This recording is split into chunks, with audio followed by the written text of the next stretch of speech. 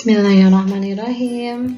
Bertemu lagi bersama kelas 6 SD Raja, Kecamatan Wanayasa, Kabupaten Purwakarta, bersama Ibu Eti Sumiati.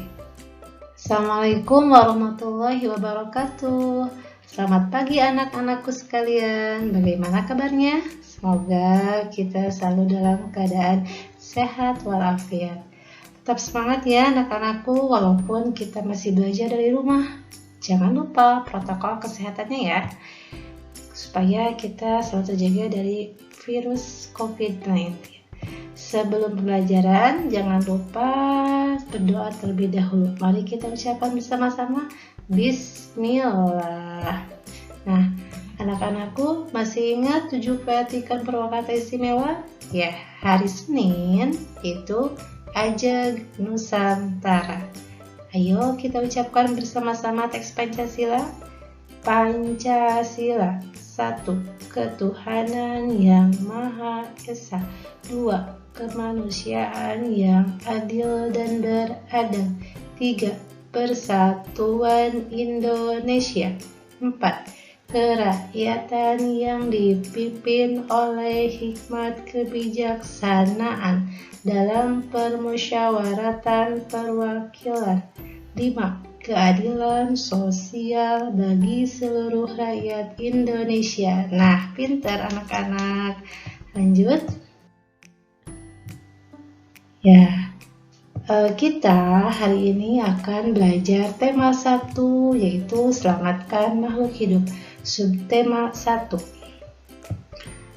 Di sini ada IPA, Bahasa Indonesia, IPS. Nah, tujuan pembelajaran hari ini yaitu siswa mampu mengidentifikasi bagian-bagian bunga dan perkembangbiakannya. Kemudian, siswa mampu menentukan ide pokok pada setiap paragraf. Kemudian, siswa mampu menyebutkan sosial budaya negara ASEAN. Minimal 2 negara ya, kita akan bahas. Selanjutnya, perhatikan berbagai tumbuhan di sekitarmu. Apa manfaat tumbuhan bagi kehidupan? Yuk kita cari tahu. Nah, anak-anakku sekalian, tumbuhan banyak sekali manfaatnya bagi manusia. Di antaranya 1. Sumber energi bagi manusia. Contohnya seperti kita makan sayuran, buah-buahan ya, makan nasi, itu kan berasal dari tumbuhan. Nah, menghasilkan energi manusia atau sumber energi bagi manusia. Yang kedua yaitu sumber oksigen untuk bernapas, karena tumbuhan juga menghasilkan oksigen. Kemudian peneduh dan memperindah bumi ya. Di halaman rumah Hani banyak sekali tanaman bunga. Di antaranya ada bunga sepatu. Yuk kita amati bagian-bagian bunga sepatu. Lihat gambar di bawah ini ya anak-anakku. Ini adalah gambar bunga sepatu. Bagian-bagian bunga sepatu. Kita mulai dari bagian bawah. Di sini tangkai bunga. Tangkai bunga. Kemudian dasar bunga. Di sini kelopak bunga. Ini adalah kelopak bunga. Biasanya kita lihat berwarna hijau ya.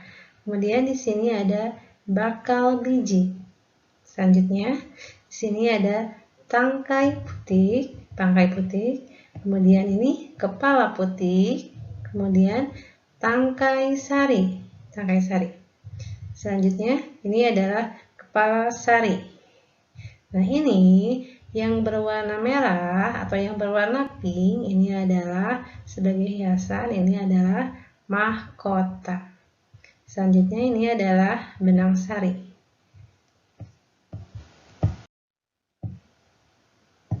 Perkembangbiakan generatif yaitu perkembangbiakan secara kawin, yaitu terjadi melalui proses penyerbukan.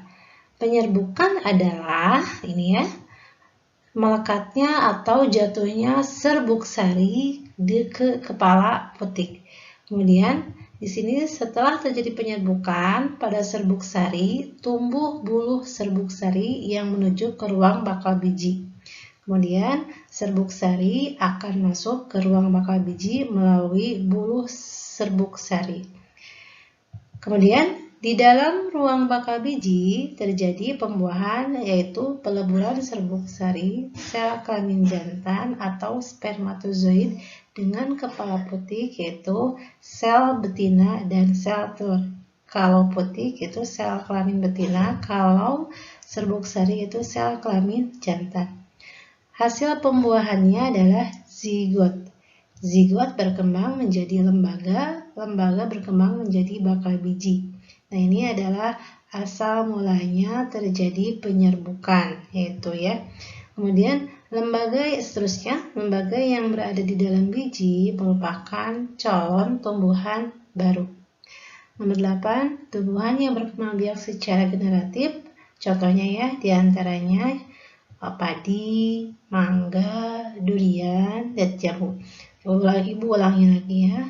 Perkembangbiakan generatif yaitu perkembangbiakan secara kawin yang terjadi melalui proses penyerbukan. Oke, lanjut. Oke, anak-anakku, kita baca teks di bawah ini. Kita akan menentukan ide pokok pada paragraf yang berjudul Bagaimana Jagung Berkembang Biak. Ide pokok bisa disebut juga dengan gagasan utama atau inti dari suatu paragraf ya. Nah, biasanya ide pokok itu berada di awal paragraf atau bisa juga di tengah atau bisa juga di akhir kalimat paragraf.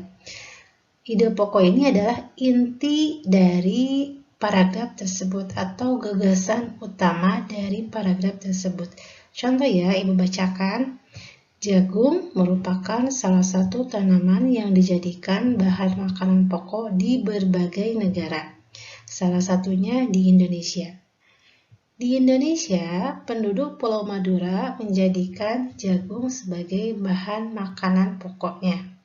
Jagung merupakan salah satu tanaman penghasil karbohidrat yang sangat diperlukan oleh tubuh. Nah, kita akan menentukan ide pokok dari paragraf ini, yaitu di mana coba? Nah, berada pada inti paragrafnya atau gagasan utamanya ini ada di awal. Ya, di sini. Jagung merupakan salah satu tanaman yang dijadikan bahan makanan pokok di berbagai negara. Salah satunya di Indonesia. Ya, sampai dengan titik. Pintar anak-anakku ya. Selanjutnya yaitu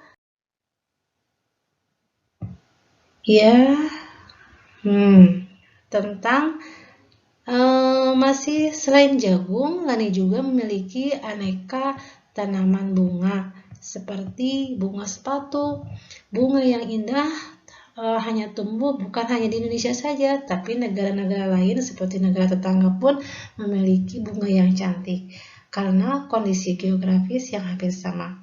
Bunga yang tumbuh tidak jauh berbeda jenisnya. Perhatikan ya jenis-jenis bunga yang tumbuh di negara-negara tetangga. Contohnya, nah ini bunga sepatu ya. Bunga sepatu yang tumbuh di negara Malaysia atau bunga kembang. Bunga kembang sepatu di Malaysia itu disebut atau dinamakan dengan bunga raya dan merupakan bunga nasional dari negara Malaysia ya. Ya, kemudian kita tadi sudah tahu ya di Malaysia itu ada bunga sepatu yang disebut dengan bunga nasionalnya negara Malaysia. Kemudian, ayo kita amati peta negara ASEAN. ASEAN kepanjangan dari Association of Southeast Asian Nations. Nah, negara-negara ASEAN ada 10, diantaranya negara kita ya, negara tercinta Indonesia yang ini. Indonesia, kita lihat peta dari negara-negara ASEAN. Negara-negara ASEAN. Jadi ini negara-negara Asia Tenggara. Ya. Ada 10 negara: Indonesia, Singapura, Malaysia, Brunei, Kamboja, Thailand, Vietnam, Filipina, Laos, dan Myanmar. Nah, kita lihat kehidupan sosial masyarakat ASEAN. Kita lihat negara Brunei Darussalam. Di sini ada Kampung Ayer, adalah desa terapung di Brunei Darussalam.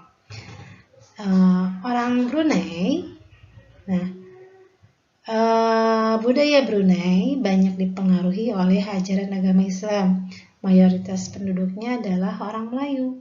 Kata Brunei berasal dari kata nah baru yang diucapkan oleh Awang Alak Petatar, penemu negara ini. Dan kata Darussalam berarti tempat yang damai atau rumah keamanan. Dalam percakapannya, menunjuk dengan jari telunjuk. Jadi orang Brunei itu jika sedang berbicara atau sedang bercakap-cakap, menunjuk dengan jari telunjuk dianggap kasar. Jadi tradisi orang Brunei tidak boleh, kalau kita sambil ngobrol tidak boleh menunjukkan jari telunjuknya. Secara tradisional, orang Brunei juga tidak berjabat tangan dengan lawan jenis. Jadi tidak berjabat tangan dengan antara laki-laki dan perempuan. Kemudian orang Brunei juga atau budayanya itu mempunyai budaya melepaskan sepatu, adalah kebiasaan umum orang Brunei sebelum memasuki rumah orang lain. Jadi tidak boleh memakai sepatu ya, alas kaki jika masuk ke rumah orang. Jadi dibuka dulu. Nah, kita lihat negara Malaysia. Patung Dewa Marungga di Malaysia merupakan patung berukuran 42,7 meter. Patung ini terletak di Batu Kafes, gua yang merupakan salah satu kuil Hindu di luar India yang paling populer yang didedikasikan untuk Dewa Marungga. Malaysia memiliki kota yang bernama Georgetown, yaitu kota yang terdaftar dalam UNESCO World Heritage. Kota ini terletak di Pulau Penang. Georgetown adalah kota yang memiliki ragam jenis budaya. Banyak gedung peninggalan masa Eropa dan bangunan bernuansa Melayu Tionghoa. 3 kaum utama di Malaysia yaitu Melayu, Cina, dan India. Musik tradisionalnya banyak dipengaruhi oleh budaya Cina, Islam, India, dan Indonesia. Makanan khas orang Malaysia yaitu nasi lemak. Pintar anak-anakku. Lanjut. Alhamdulillah. Kita sudah selesai. Kita sudah belajar bagian-bagian bunga dan perkembangbiakannya. Kemudian tadi kita sudah belajar bagaimana cara menentukan ide pokok dari suatu paragraf. Nah, terakhir tadi kita sudah belajar tentang negara-negara ASEAN dan ciri khas dari sosial budaya dari 2 negara, yaitu Brunei Darussalam dan negara Malaysia. Selanjutnya, supaya lebih paham materi hari ini, ayo kita kerjakan latihannya. Jangan lupa dicatat di buku tulis ya, dan nanti tugasnya di-upload ya. Kemudian, latihannya yang pertama IPA, yang kedua IPS, dan yang ketiga yaitu Bahasa Indonesia. Sebelum pembelajaran ditutup, marilah kita berdoa terlebih dahulu. Alhamdulillah. Sampai jumpa di video pembelajaran selanjutnya. Wassalamualaikum warahmatullahi wabarakatuh. Bismillahirrahmanirrahim. Bertemu lagi bersama kelas 6 SD Raharja, Kecamatan Wanayasa, Kabupaten Purwakarta, bersama Ibu Eti Sumiati. Assalamualaikum warahmatullahi wabarakatuh. Selamat pagi anak-anakku sekalian. Bagaimana kabarnya? Semoga kita selalu dalam keadaan sehat walafiat. Tetap semangat ya anak-anakku, walaupun kita masih belajar dari rumah. Jangan lupa protokol kesehatannya ya, supaya kita selalu terjaga dari virus COVID-19. Sebelum pembelajaran, jangan lupa berdoa terlebih dahulu. Mari kita ucapkan bersama-sama Bismillah. Nah, anak-anakku masih ingat 7 keatikan Purwakarta istimewa? Ya, hari Senin itu Ajang Nusantara. Ayo kita ucapkan bersama-sama teks Pancasila. Pancasila. 1. Ketuhanan yang Maha Esa. 2. Kemanusiaan yang adil dan beradab. 3. Persatuan Indonesia. 4. Kerakyatan yang dipimpin oleh hikmat kebijaksanaan dalam permusyawaratan perwakilan. 5. Keadilan sosial bagi seluruh rakyat Indonesia. Nah, pintar anak-anak. Lanjut. Ya, kita hari ini akan belajar tema 1, yaitu selamatkan makhluk hidup. Subtema 1. Di sini ada IPA, Bahasa Indonesia, IPS. Nah, tujuan pembelajaran hari ini yaitu siswa mampu mengidentifikasi bagian-bagian bunga dan perkembangbiakannya. Kemudian, siswa mampu menentukan ide pokok pada setiap paragraf. Kemudian, siswa mampu menyebutkan sosial budaya negara ASEAN. Minimal 2 negara ya, kita akan bahas. Selanjutnya, perhatikan berbagai tumbuhan di sekitarmu. Apa manfaat tumbuhan bagi kehidupan? Yuk kita cari tahu. Nah, anak-anakku sekalian, tumbuhan banyak sekali manfaatnya bagi manusia. Di antaranya 1.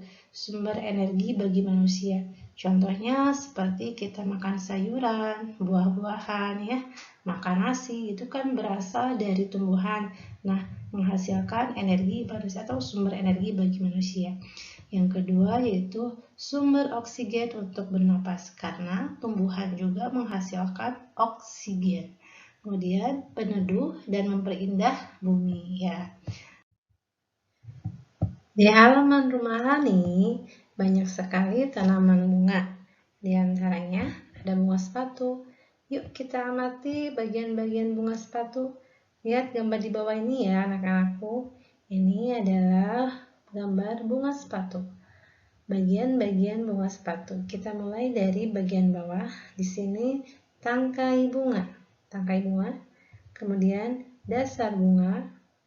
Di sini kelopak bunga. Ini adalah kelopak bunga. Biasanya kita lihat berwarna hijau ya. Kemudian di sini ada bakal biji. Selanjutnya di sini ada tangkai putih. Tangkai putih. Kemudian ini kepala putih. Kemudian tangkai sari. Tangkai sari. Selanjutnya ini adalah kepala sari. Nah, ini yang berwarna merah atau yang berwarna pink ini adalah sebagai hiasan, ini adalah mahkota. Selanjutnya ini adalah benang sari.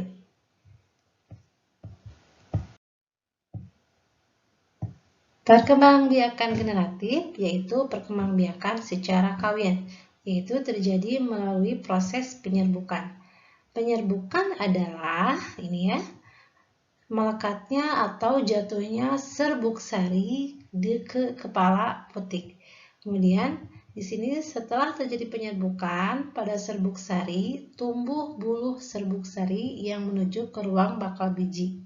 Kemudian serbuk sari akan masuk ke ruang bakal biji melalui buluh serbuk sari.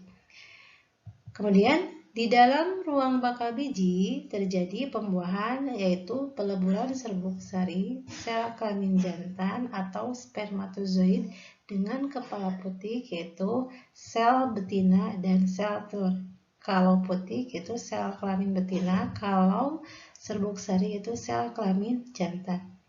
Hasil pembuahannya adalah zigot. Zigot berkembang menjadi lembaga, lembaga berkembang menjadi bakal biji. Nah, ini adalah asal mulanya terjadi penyerbukan, yaitu ya. Kemudian lembaga seterusnya, lembaga yang berada di dalam biji merupakan calon tumbuhan baru. Nomor 8, tumbuhan yang berkembang biak secara generatif. Contohnya ya, diantaranya padi, mangga, durian, dan jamu. Ibu ulangi lagi ya. Perkembangbiakan generatif yaitu perkembangbiakan secara kawin yang terjadi melalui proses penyerbukan. Oke, lanjut. Oke anak-anakku, kita baca teks di bawah ini. Kita akan menentukan ide pokok pada paragraf yang berjudul Bagaimana Jagung Berkembang Biak. Ide pokok bisa disebut juga dengan gagasan utama atau inti dari suatu paragraf ya. Nah, biasanya ide pokok itu berada di awal paragraf atau bisa juga di tengah atau bisa juga di akhir kalimat paragraf. Ide pokok ini adalah inti dari paragraf tersebut atau gagasan utama dari paragraf tersebut. Contoh ya, Ibu bacakan. Jagung merupakan salah satu tanaman yang dijadikan bahan makanan pokok di berbagai negara.